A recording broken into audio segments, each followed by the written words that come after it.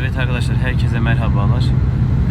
Dönüş yolumuz bayağı sıkıntılı geçtiği için daha şimdi sizlerle iletişim kurabiliyorum. İnternet yok, elektrik yok, ışık yok, hayat yok.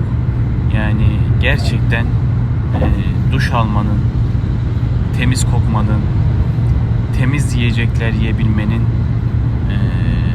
ailenizle beraber bir masada olabilmenin önemini lütfen fark edin.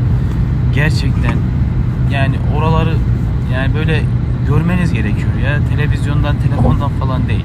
Canlı görmeniz lazım. Ben şu an bu travmayı nasıl atlatacağım diye düşünüyorum. Allah oradakilerin yardımcısı olsun.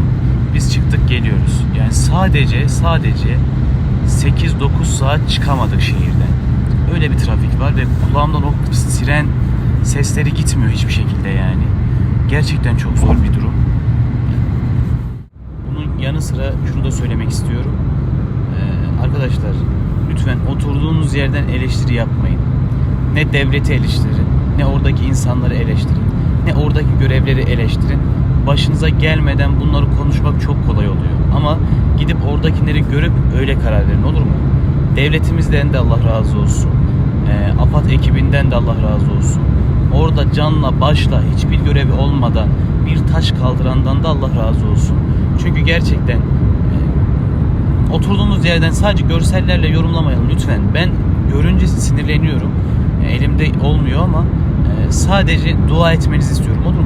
Eleştirmeden oradaki insanlar için dua etmenizi istiyorum.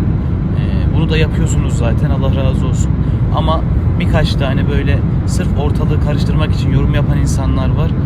Onları da dinlemeyin. Lütfen bu kötü işlere de kulak asmayın.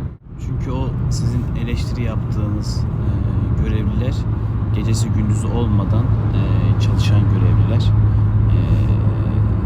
ve yaptıkları işte hiç öyle oturup yorum yaptığınız kadar kolay değil. Gerçekten kolay değil.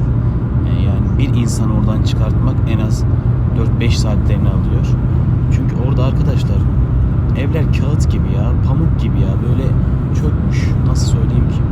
Ve siz lütfen dualarınızı eksik etmeyin. Çünkü enkazın yanı başında aile yakınları bekleyen insanların gözünde ne yiyecek, ne içecek, ne ısınma, ne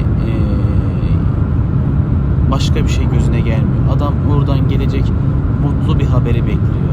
Ve artık bu saatten sonra inanın sadece sağlam cenazelerini almak için bekleyen insanlar var. O yüzden Rabbim inşallah tez zamanda ülkemizdeki bu kara bulutları kaldırsın.